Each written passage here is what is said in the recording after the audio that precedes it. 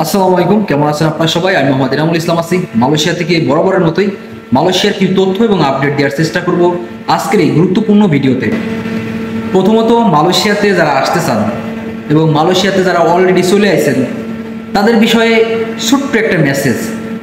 সেটা হচ্ছে যে মালয়েশিয়াতে আসার পর সবচেয়ে বেশি যে সমস্যার মাঝে পড়ে আমাদের বাংলাদেশিরা, সেইটার মেন ব্যাপার হচ্ছে প্রতারণা। প্রতারণার ফাঁদে ম্যাক্সিমাম আমাদের প্রবাসী বাংলাদেশিরা এই মালয়েশিয়াতে। এখন কিভাবে? এটা হচ্ছে আপনার ভিসা জালিয়াতি, ভিসা নিয়ে এরপরে এক কোম্পানির নাম করে অন্য কোম্পানিতে কাজ দেয়া, অথবা বাংলাদেশ থেকে বলে ভিআইপি কোম্পানি, আসার পরে দেখা যাচ্ছে কোম্পানি ভালো না। এই কারণে ম্যাক্সিমাম সময় বাংলাদেশিরা প্রতারণার শিকার হয়। ম্যাক্সিমাম সময় দেখা যাবে যে বাংলাদেশ থেকে আপনাকে এজেন্ট বলছে যে ভালো কোম্পানি, ভালো বেতন, 8 ঘন্টা ডিউটি, ওটি আছে, ওভারটাইম, সব কিছু মিলে ঝিলে ভালো একটা অ্যামাউন্টের বেতন পাওয়া সম্ভব।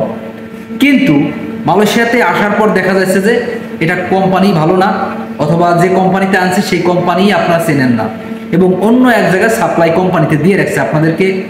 এইরকম প্রতারণার মাঝে অ্যাভেলেবল বাংলাদেশি রাইট নাও মালয়েশিয়াতে আছে। সত্য কথা, আপনারা বিলিভ করবেন এবং নাই করেন সেটা আপনাদের ব্যাপার। তবে মালয়েশিয়াতে এখন পর্যন্ত এরকম প্রতারণার শিকার হয়ে আছে লাখ লাখ কর্মীরা।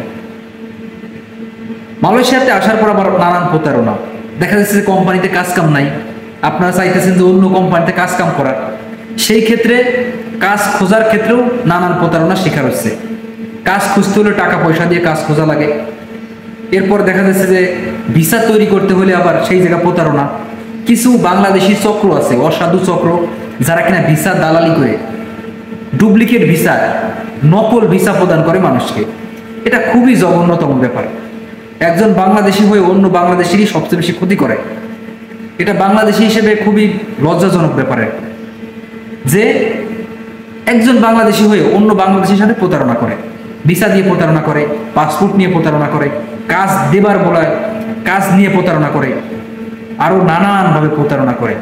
এই কারণে আপনারা যারা নতুন আছেন মালয়েশিয়াতে, অথবা যারা নতুন আসবেন মালয়েশিয়াতে, অবশ্যই একটু সতর্কতা অবলম্বন করবেন, যাচাই বাছাই করবেন, কাগজপাতি যাচাই বাছাই করবেন।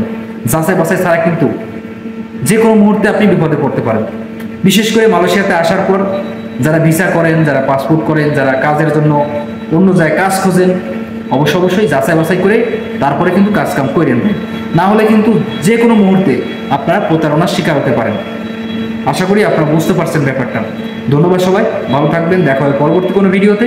ততক্ষণ পর্যন্ত ভালো থাকবেন, সুস্থ থাকবেন, আল্লাহ হাফেজ।